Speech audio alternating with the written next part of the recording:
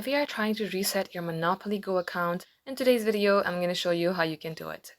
So first thing first, if you would like to reset your account, launch your Monopoly Go application and make sure that you are connected to anything that is related with Monopoly like Facebook or Google account.